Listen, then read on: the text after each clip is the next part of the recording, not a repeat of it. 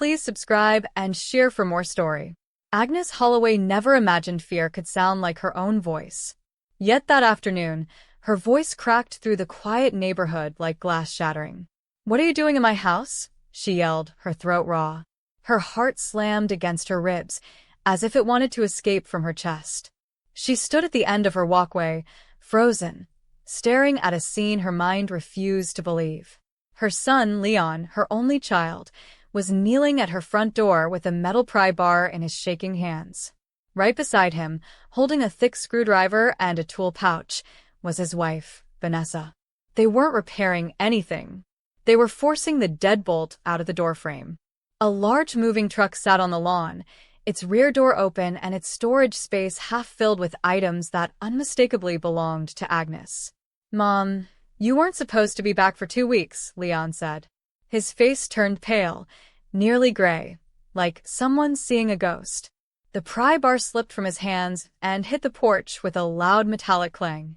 Vanessa stared at the truck, then at Agnes, her lips parting but no words coming out. Only panic. Agnes's voice shook. "You tell me what you're doing before I call the police." Vanessa swallowed hard. "Mrs. Holloway, we were just—" But her voice cracked, and she shut her mouth again.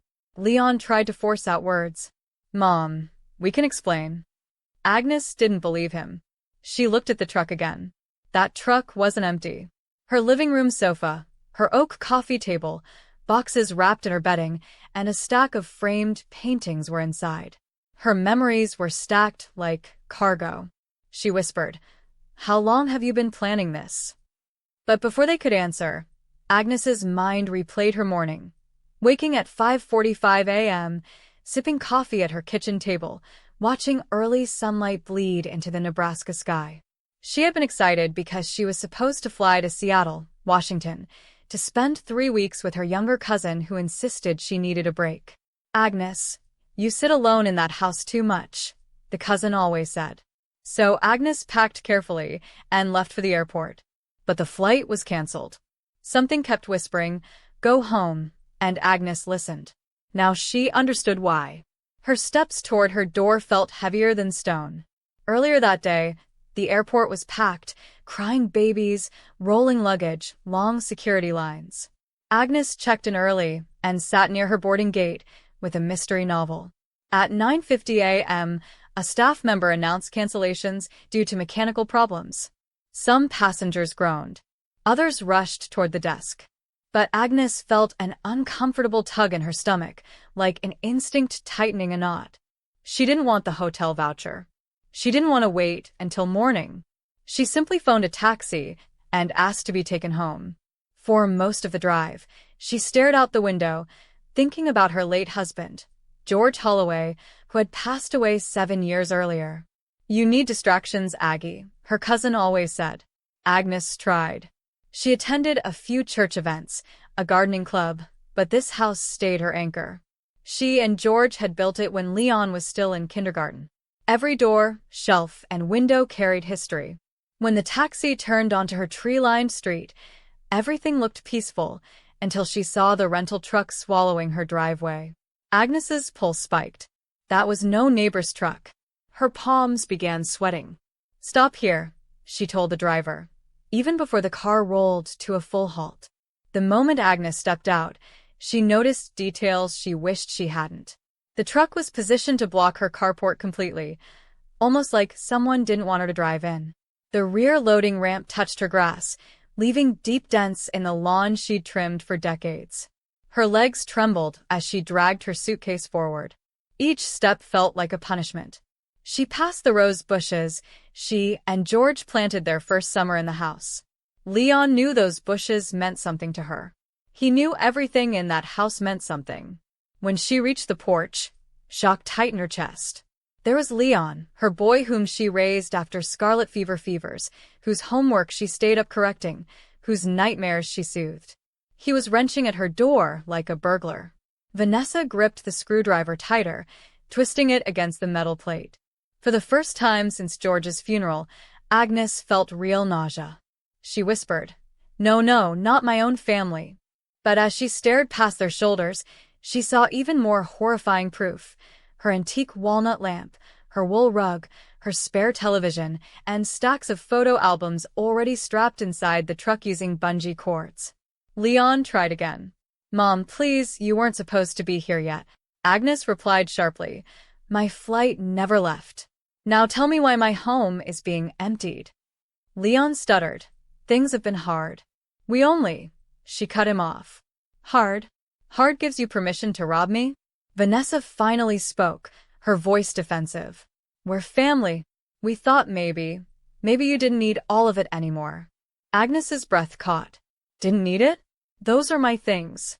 My husband's things." She marched toward the truck, ignoring Leon's attempt to block her. She climbed the ramp and felt her knees tremble, but she forced herself to look. She spotted her porcelain anniversary dishes, the set George gave her when they reached 40 years together. She touched the box gently. "You were going to sell these." Leon stood helpless at the bottom of the ramp. "Mom, we were desperate." Agnes stared at him. "Desperate means you ask. Desperate doesn't mean you steal from a 72-year-old widow." Her voice hardened.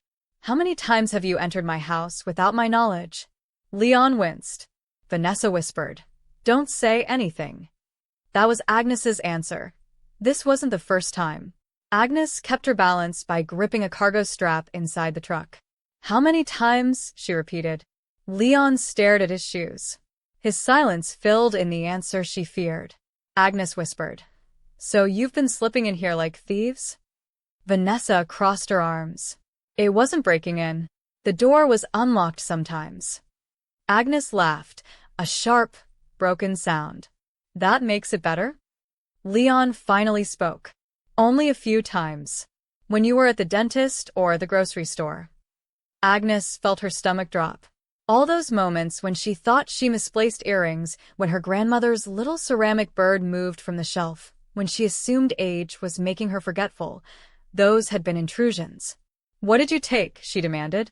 Vanessa tried to interrupt, but Agnes raised her hand. "No lies. List it." Leon swallowed. "Some costume jewelry. A few books. A silver tray George won at an auction once." Agnes's heart clenched. She whispered, "My mother's pearl pin?" Leon hesitated. Vanessa exhaled. "We sold that last month. You weren't wearing it." Agnes closed her eyes against the sting. "You sold my mother's memory." "For what?" "Gas money." Vanessa muttered. "We needed cash." Agnes stepped off the ramp slowly, her hands trembling. Agnes walked back toward the house, her breathing uneven. "Inside," she said. "We're going to see what else you violated." Leon followed a few feet behind her, like a child trailing a punishment. Vanessa stayed lower on the stairs, hesitant. Agnes unlocked the front door with shaking hands. The house looked normal at first glance, but Agnes knew her home the way a pianist knows keys. The absence screamed louder than the furniture. A glass figurine missing from the mantel. A display shelf unusually bare. The entry table drawer, where she kept small keepsakes, hung slightly open. "You stripped this house," she whispered. Leon whispered, "It wasn't like that." "Do not defend the indefensible," she snapped. She walked down the hall and entered her bedroom. A quiet gasp left her. The vanity drawer where she kept her sentimental pieces was empty. Agnes touched the space where her favorite velvet pouch used to sit. "Where is the brooch George bought me for our 25th anniversary?" Leon shut his eyes. "Gone." Vanessa added, "A pawn shop on Bailey Street. It was worth maybe $100. Agnes turned slowly toward them. "That was the last gift my husband gave me. You sold it for grocery money." For a moment, Agnes couldn't speak. She lowered herself onto the edge of her bed because her knees no longer trusted her weight. Leon moved closer, but she lifted her hand sharply. "Don't you dare touch me." Vanessa sank against the wall, arms folded. "It's not like you don't have other things," Vanessa muttered. Agnes's voice sharpened like a blade. "That brooch was not a thing." She stood. "What else? Say it now." Leon rubbed his forehead. "We took Dad's old pocket watch collection. The ones he kept in the oak case. We sold them to pay our insurance bill." Agnes stared at the empty shelf where the watch box should have been. George had spent 40 years collecting watches from pawn shops and estate sales. Each one carried a story he loved retelling. Her throat tightened. You erased history. Leon's eyes were rimmed red. Mom, we were drowning. Agnes whispered. You could have come to me. We were embarrassed, he said. Vanessa scoffed. Embarrassed? We needed someone who had resources. Agnes turned to her. And you believed those resources were yours to carve out of my home? Vanessa didn't respond. Agnes felt a rush of bitterness claw through her chest. Agnes left the bedroom and marched back toward the living room. She pointed at the truck outside. Bring everything back inside. Now. Vanessa raised an eyebrow. You can't order us. Agnes cut her off. Try me. I'm calling my neighbor and then a locksmith. Leon exhaled shakily, defeated. Okay. We'll unload it.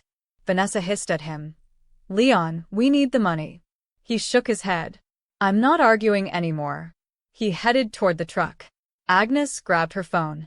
She called her next-door neighbor, Mrs. Jensen, a retired nurse known for her blunt presence. Please come over, Agnes said. Right now. Within minutes, Mrs. Jensen appeared on the walkway, arms crossed, gaze like steel. Explain, she demanded. Agnes told her. Every reckless detail. Mrs. Jensen stared straight at Leon. You're lucky she isn't dialing 911 already. Leon nodded miserably. Vanessa muttered under her breath, but she grabbed one of the dining chairs anyway. One by one, the items came back. Neighbors gathered quietly on driveways, whispering behind hands. In 2 hours, the truck sat empty, its hollow interior echoing guilt. Agnes stood in her doorway, watching the rug being unrolled back into her living room. But resentment still hung thick in the air. When the unloading was finished, Agnes made eye contact with Leon. Some things are still gone. He nodded. The jewelry, the watches, the small antiques. Vanessa sighed dramatically. Those are already sold. We can't get them back. Agnes inhaled deeply. Then you will repay me. Vanessa scoffed. With what money? Agnes stepped closer. You will write a list. Every item you sold, where you sold it, and how much you received. Then you will pay me the full value, not your bargain price. Leon swallowed. We can't afford that. Agnes didn't blink. You stole from a 72-year-old widow. You can afford consequences. Vanessa rolled her eyes. You're being ridiculous. We owe almost $40,000 in debt. Bills, rent, everything piling up. And you sit in a house worth over $300,000. Doing nothing. Agnes stared at her, speechless. Vanessa continued, You don't need all that space. We're struggling, and you barely leave the porch. It's not fair. Agnes whispered, Fair? You think life distributes homes by fairness? My husband and I worked 50 years for this house. Leon rubbed his face. Mom, she means... Agnes shut him up. I know what she means. She thinks I shouldn't have a home. Agnes stood straighter. Were you planning to sell the house too? Leon flinched. Vanessa hesitated, then smirked with uneasy boldness. He has legal authority, she said. Agnes frowned. Legal authority?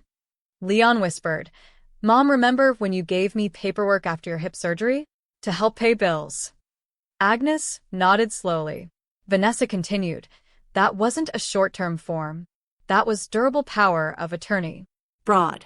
He could have listed the house, transferred funds, anything. Agnes felt her insides collapse. I trusted you, she whispered. Vanessa shrugged. A decent lawyer could do plenty. You're sitting on profit. Leon snapped suddenly. Vanessa, stop talking. Agnes stared at her son, horror rising. Was that the plan? Empty my belongings, sell the house, and leave me in a retirement home somewhere? Leon whispered. No, it wasn't like that. Vanessa muttered. It was logical. Agnes felt dizzy. Get out, she said coldly. Vanessa blinked. Excuse me? Agnes raised her voice. Out of my house. Immediately. Leon stepped forward, trembling. Mom, please. Let us talk. Agnes pointed at the doorway. No. Talking is finished. Leave. Anger replaced her grief. Vanessa started toward the door, muttering curses. Agnes watched without blinking. Before Leon crossed the threshold, Agnes spoke again. Within 1 month, I want repayment, or I report both of you for theft. Vanessa froze. You wouldn't. Agnes lifted her chin. Try me. She grabbed her cell phone.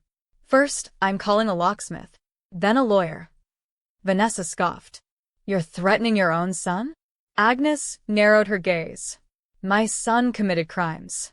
Leon whispered, Mom, please don't involve the police. Agnes dialed. Locksmith? Yes. I need all exterior locks changed today. When she hung up, she saw Leon wiping his eyes. I'm sorry, he whispered. Agnes didn't soften. You're sorry because you got caught. When the locksmith arrived, Agnes stood guard with Mrs. Jensen. Every lock was replaced for a few $100s, and Agnes watched Vanessa flinch with every turn of the screwdriver. When it was finished, Agnes pointed again at the door. Time to go. Leon asked, Can I hug you before I leave? Agnes shook her head. Not today. Leon nodded, defeated. Vanessa walked out first. Leon followed. Agnes shut the new lock behind them. For the first time in years, she felt unsafe inside her own walls. She sat heavily on a chair. Mrs. Jensen placed a hand on her arm. You're shaken, the older woman said. Agnes whispered, I've lost more than jewelry, I lost trust. That evening, Agnes tried to sleep, but every time she closed her eyes, she saw Leon kneeling at her front door with a pry bar. She kept replaying his words. You weren't supposed to be here yet. She checked the new locks twice, then 3 times. The familiar house suddenly felt unfamiliar, as if shadows carried secrets. At 6 o'clock the next morning, she called an attorney she trusted, Mr. Weston, a sharp, gray-browed man who handled her will years ago. This sounds like a serious violation, he said after listening. Theft, misuse of authority, and the power of attorney you mentioned. We need to review that immediately. Agnes insisted it was a limited form, created after her surgery so Leon could mail checks while she recovered. Mr. Weston said, Bring it to my office. Agnes dug through her files, searching the folder she kept near her desk. She found the stapled packet, her signature at the back. When she arrived at the law firm, Mr. Weston read page after page. His expression hardened. Agnes, this is not limited. She blinked. What do you mean? Weston tapped the page. This gives Leon durable financial authority. He could sell assets. He could transfer property. He could legally put your home in contract. Agnes felt the blood drain from her face. How did this get past me? Weston closed the folder. You trusted him. That's how. Agnes whispered. Leon said a friend of his helped with paperwork. Weston nodded grimly. Whoever prepared this document knew exactly what they were doing. He typed quickly on his computer. We'll revoke this today. We'll notarize the cancellation, file it properly, and notify your bank. Agnes exhaled. Her heart still hammered. Weston continued. Now, about restitution. You said the missing items total several $1,000s. Agnes nodded. At least 12,000. Maybe more. Weston tapped his pen. We can draft a restitution agreement. If Leon signs, he formally admits wrongdoing. If he fails to repay, we press charges with written evidence. Agnes thought about Leon's face, pale and ashamed. She thought about Vanessa's smirk. Do it, she said. Weston gave a sympathetic nod. Justice does not erase hurt, Agnes. But it creates boundaries. Agnes rubbed her forehead. Last night, I felt 60 years old. Today, I feel 90. Weston pointed gently toward the door. Go home. Rest. And let me handle the law. Agnes managed a tired smile. It will take more than law to fix this. That night, the phone rang. Agnes almost ignored the unknown number, but instinct made her answer. Mom. The voice was soft, cracked Leon. Agnes didn't speak. He rushed on. Please don't hang up. I need to explain. Agnes forced her tone to remain neutral. You have 2 minutes. Leon swallowed audibly. I lost my job 8 months ago. A distribution company downsized. They said I was the least senior member. I didn't tell you because I felt humiliated. Agnes stayed silent. Leon continued. We tried looking. Vanessa worked, but her hours got cut. We used credit cards. The interest was brutal. We were drowning. Agnes finally answered. So you robbed me. Leon broke. I know. I'm ashamed. Vanessa kept telling me you had plenty, that your house was worth so much money that you wouldn't miss a few things. Agnes closed her eyes. So, she planted the idea. Leon whispered. I let her. That's on me. Agnes inhaled slowly. What do you want from me, Leon? He hesitated. Just to say I'm sorry. Agnes answered quietly. Your apology changes nothing. There will still be consequences. Leon sniffed. I know. Agnes listened to the trembling in his breathing, but she did not soften. 2 days later, Leon appeared at Mr. Weston's office, shoulders slumped, beard untrimmed, eyes hollow. He signed the formal restitution agreement without argument. Agnes sat opposite him, saying nothing. Weston slid the papers toward him. You have 1 month to repay the full amount. Leon nodded. Understood. Agnes studied him, the defeated posture, the shaking hand. She remembered Leon at age 6, proudly handing her a crooked drawing of a house. Now here he sat, a grown man who bargained with stolen memories. Weston asked, Any questions? Leon cleared his throat. Only one. If I fail, what will you do? Weston answered calmly, Your mother will bring this document to law enforcement. It covers theft above $5,000. The consequences are serious. Leon stared at the table. Agnes did not speak, not because she lacked words, but because she feared the wrong ones. When they exited the office, Leon paused on the sidewalk. Mom, thank you for not yelling. Agnes replied, Why waste breath? Leon nodded as though he deserved worse. Agnes walked to her car. She did not look back, not even when she heard Leon whisper, I'm sorry, into the Nebraska wind. The next 3 weeks stretched long. Agnes grocery shopped alone.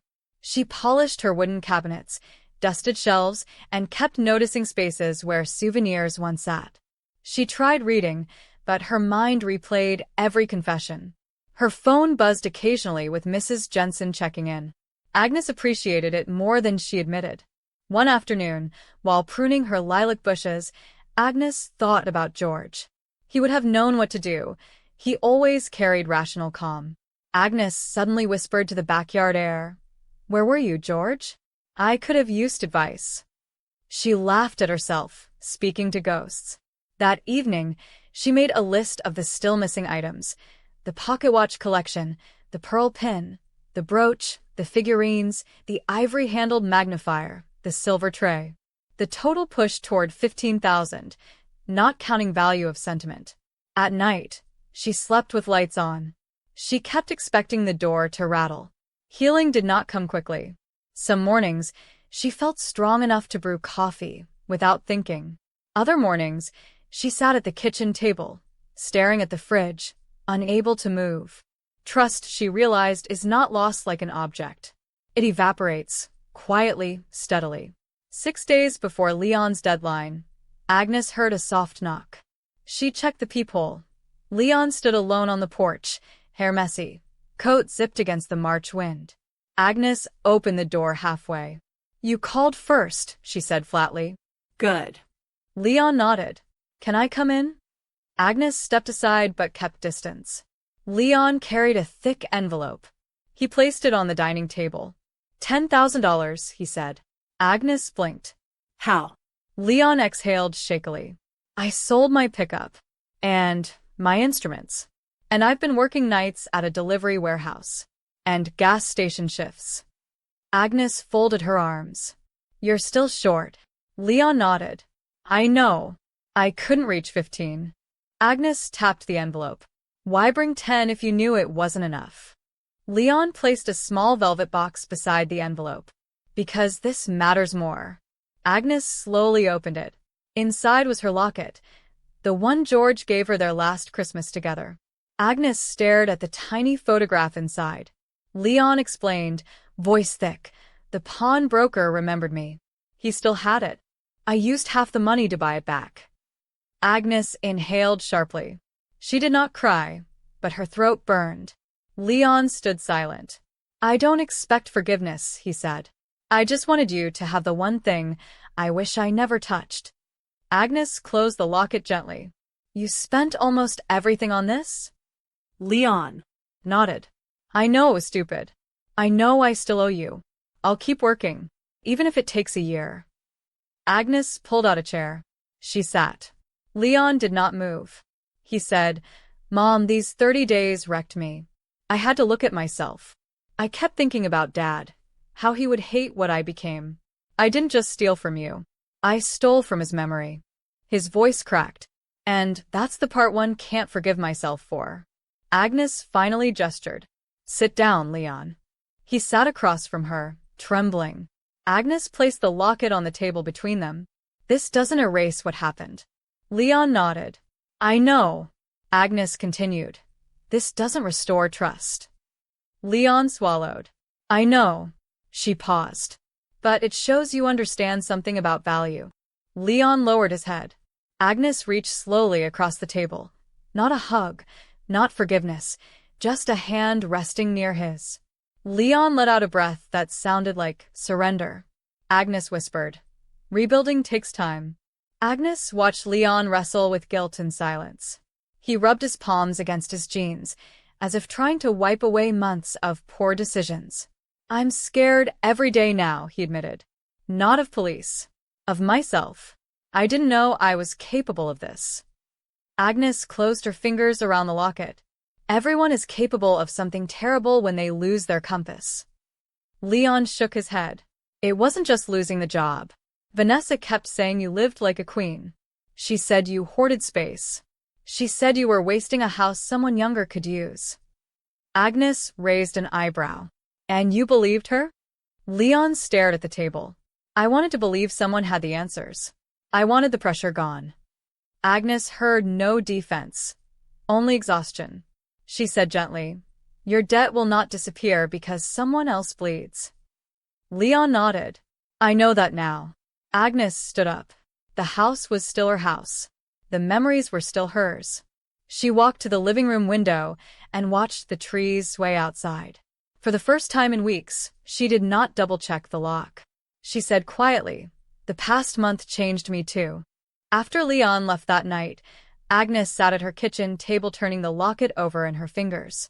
She remembered George's laugh, his habit of humming while doing yard work, the way he left handwritten notes on the fridge. She whispered, you'd say I was too soft. Then she shook her head. No. Softness didn't take a lawyer's appointment, a revoked legal authority, or a restitution contract. Softness didn't call a locksmith. Agnes had been firm. She protected her life. The next morning she called Mr. Weston and updated him. Keep the agreement active, Agnes said. He still owes $5,000. Weston agreed. If he continues paying in installments, we'll document everything. If he stops, we escalate. Agnes thanked him and hung up. She felt a quiet steadiness, a kind that didn't erase pain but let her breathe. She even made coffee and drank it without shaking. Later, she opened the blinds, letting sunlight fall across her hardwood floor. The room still looked strange with its missing items, but Agnes no longer felt like prey. She felt like someone who survived a battle she never asked for and refused to lose. Days turned into weeks. Leon texted short updates, pay stubs, deposit screenshots, notes that said, almost there, Mom. Agnes never replied with warmth, but she did respond. Received. Document it. Keep going. Mrs. Jensen stopped by often, drinking tea and criticizing Agnes's curtains. The company helped. Agnes sometimes laughed again, small, careful laughs. One afternoon, she visited the pawn shop herself. The owner recognized her picture instantly. Your son came back, he said. Looked like a man trying to buy his soul. Agnes didn't smile. She scanned the glass cases for other pieces, but saw nothing familiar. Those losses were permanent. She exhaled. If he brings anything else, tell him to stop. Bring it here. The owner nodded. Agnes walked outside, with calm steps. Healing, she realized, wasn't dramatic. It was errands. It was paperwork. It was stepping into places that once caused panic and leaving with steady breath. She drove home slowly, windows cracked, letting Nebraska air brush her worries. Grief and relief rode together, uneven companions. On a quiet Thursday morning, Leon knocked again. Agnes recognized the pattern. 2 short taps, 1 longer. She opened the door. Leon stood straighter this time. His hair was cut, his jacket clean. He held a bank slip. 5,000, he said. Paid in full. Agnes looked at the paper, then at her son. His eyes looked older, frayed at the edges. Agnes stepped aside. Sit. Leon did. He didn't fidget. He didn't plead. Agnes asked, where now? Leon thought. I'm keeping the warehouse job. It's steady. I'm going to rent a room on my own. I don't want another Vanessa running my life. Agnes nodded once. The house hummed with quiet. Leon finally spoke again. I know you still don't trust me. Agnes didn't contradict him. He added, I'm not asking you to. Agnes folded the slip, set it inside a drawer, and said, Trust is a building. It needs repairs, not promises. Leon looked down at his hands. Can I still try? Agnes answered, Trying is the only honest part of change. Later that afternoon, something in Agnes softened. She brewed chamomile tea and placed 1 cup in front of Leon. He blinked at it, surprised. This isn't forgiveness, she warned. It's hospitality. Leon chuckled weakly. They sat in silence a long time. Agnes finally said, I learned something. Leon raised his eyes. She continued, I spent years thinking love meant never drawing a line. I thought motherhood meant rescuing. But drawing a line kept me safe. Leon nodded slowly. Agnes added, You grew up. Not when you paid money. When you accepted responsibility. A breeze tapped the window. The house no longer felt violated, only lived in. Leon whispered, Thank you for giving me the chance to earn back pieces. Agnes answered, Chance was earned by action, not blood. Leon wiped his face with his sleeve. Agnes noticed, but didn't point it out. Dignity mattered. She stood. You can visit. Call first. Leon nodded. I will. The rules were small, but they were structure. Agnes needed structure. When Leon finally left, Agnes walked to her bedroom and opened the locket again. She touched George's photograph with gentle fingers. We made it, she murmured. Not triumph, just endurance. She placed the locket back in its drawer and closed it softly. She didn't get her pearls back, or the antiques, or the watches. Those chapters were gone. But she had reclaimed agency. She had demanded worth. She had reminded her son that desperation does not excuse destruction. Agnes walked to the front porch, inhaled spring air, and stared at her neighborhood. Ordinary houses, trimmed lawns, people walking dogs. Nothing dramatic. Yet her world had shifted. She whispered, I still love him. I just won't let him hurt me. It wasn't vengeance. It wasn't forgiveness. It was boundaries, the quiet kind that protect a life from collapse. Agnes turned and locked her door. Once, lightly, without fear. Then she smiled, a small upward bend. Survival wasn't loud. It was steady. And for the first time in a long while, she felt steady enough to live. Thanks for watching. If you value stories of respect, dignity, and justice, please subscribe. It means more than you know, and it lets me keep sharing the lessons life has carved into me.